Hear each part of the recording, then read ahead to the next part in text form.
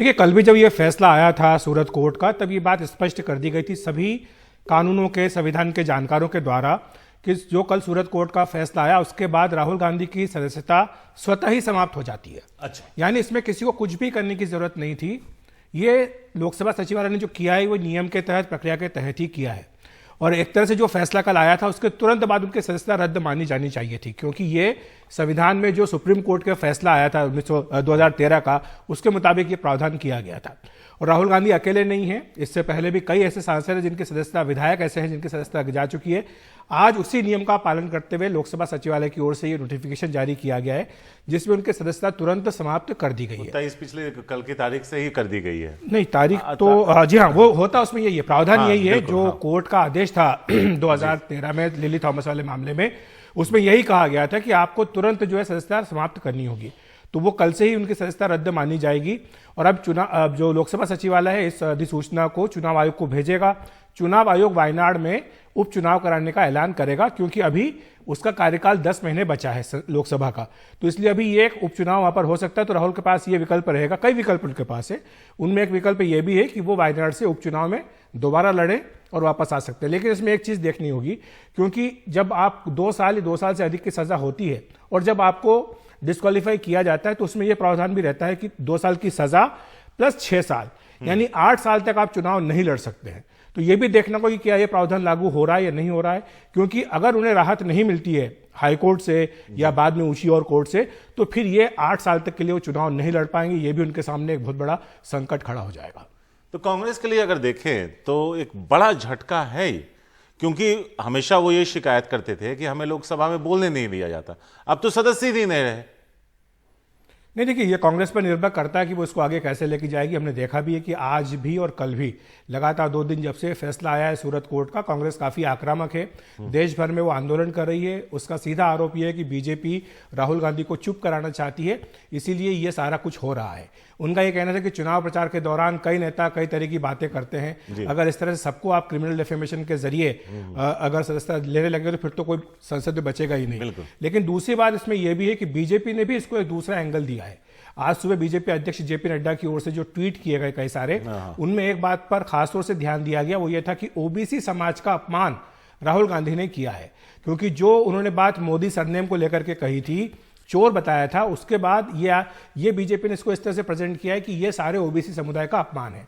और इसको अब पूरे देश में बीजेपी लेकर जा रही है।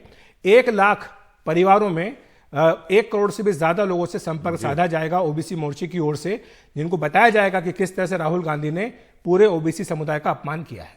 मेरा सवाल यह था कि ओबीसी की बात कर रहे हैं हम, जब 4 साल पहले 2019 में जब उन्होंने ये कहा था, तब क्या बीजेपी ने इसे ओबीसी की अस्मिता से जोड़ा था, या अब उसे लगता है कि चुनाव सामने है, इसको इस तरह से हम इसका इस्तेमाल करते हैं? देखिए, 2019 में भी इस बात का जिक्र किया गया था, लेकिन अब चूंकि ये कोर्ट का फैसला आया, उन्हें दोषी करार दिया गया, इसलिए ज्यादा बीजेपी जोर के साथ इस मुद्दे को उठा रही कि ये ओबीसी का किस तरह से अपमान है।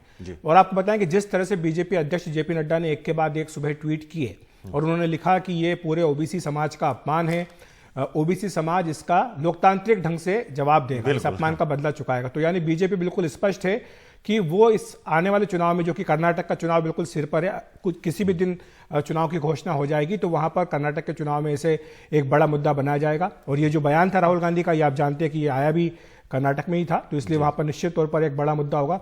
और इसके साथ साथ 2-3 बातें और भी हैं शारिक, कि ओबीसी वोट बीजेपी के लिए क्यों मायने रखते हैं। क्योंकि 2014 का चुनाव हो, 17 का हो यूपी का विधानसभा, या 2019 का हो, या 2022 का यूपी का विधानसभा चुनाव हो, इन चारों चुनाव में यूपी में बीजेपी को झोली भर भर के ओबीसी के वोट मिले हैं। गैर यादव ओबीसी के खासतौर से सबसे ज्यादा वोट बीजेपी को यूपी में मिले। इसी तरह से बिहार में भी बीजेपी को बड़ी संख्या में ओबीसी के वोट मिले हैं। बीजेपी चाहती है कि ये जो वोट है ये उसके साथ बरकरार रहे, बना रहे, तो उसमें ये मदद कर सकता है जो राहुल गांधी ने बयान दिया है।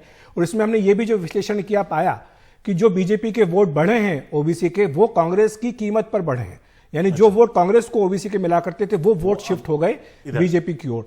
तो ये बीजेपी को सूट करता है कि राहुल गांधी पर, कांग्रेस पर ओबीसी मुद्दे पर निशाना साधते रहें, ताकि उनका जो वोट बैंक है वो बरकरार रहे। और दूसरी बात यह भी है कि बीजेपी पिछले 8-9 साल से ओबीसी वोट बैंक पर बहुत ज्यादा ध्यान दे रही है, मैसेजिंग करने की पूरी कोशिश कर रही है। खुद पीएम मोदी भी दबे सुर में ही सही, लेकिन इस बात का जिक्र कई बार कर चुके हैं, खासतौर से लोकसभा चुनाव के टाइम पर, कि वो खुद भी एक ओबीसी समाज से आते हैं। तो पीएम खुद एक सबसे बड़ा ओबीसी का चेहरा हो गए। मुख्यमंत्रियों की बात करें तो शिवराज सिंह चौहान उनके ओबीसी का चेहरा हो गए।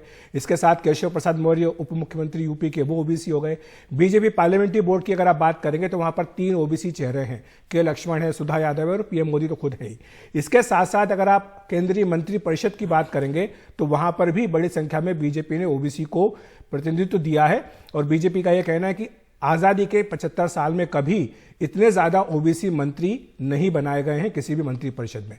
तो यह वो सारे मुद्दे हैं जो बीजेपी एक के बाद एक सप्लीमेंट करते हुए जनता के बीच जाएगी। और इसमें राहुल गांधी वाला जो मुद्दा है, इसको अब पूरा एक नया मोड़ बीजेपी ने दे दिया है। यहां पे एक और इसका एक दूसरा पहलू है अखिलेश।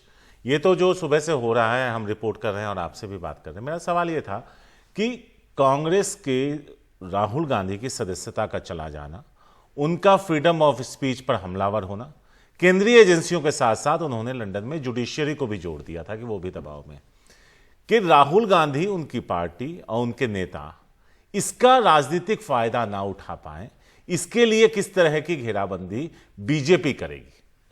देखिए, ये साफ बात है शारिक की कांग्रेस पार्टी, राहुल गांधी पूरी तरह से सहानुभूति लेने का प्रयास करेंगे देश की जनता का। वो ये बताएंगे कि किस तरह से एक एक करके, जो उनका आरोप है उसको दोहराएंगे कि एक एक करके सारे संस्थानों को नष्ट किया जा रहा है। और जिस तरह से जुडिशरी पर भी कल कई कांग्रेस के नेताओं ने, जिसमें खड़गे भी शामिल हैं, उन्होंने सवाल उठाया, उससे बिल्कुल वो समझ में आता है कि वो इस मुद्दे को आगे लेकर के जाएंगे। राहुल गांधी ने खुद लंदन में भी कहा था, जुडिशरी का जिक्र किया था। और कल तो फैसला जो सूरत कोर्ट का आया, उस पर यह बार बार सवाल कांग्रेस की ओर से उठाया गया कि जज का तबादला क्यों किया गया, और कई तरह की जो प्रक्रिया थी उसके ऊपर उन्होंने सवाल उठाए। हम उस पर ज्यादा टिप्पणी नहीं करेंगे, क्योंकि कांग्रेस पार्टी इसको लेकर के कोर्ट में लड़ाई लड़े और वहां पर सारे तर्क रखे, वो ज्यादा बेहतर होगा।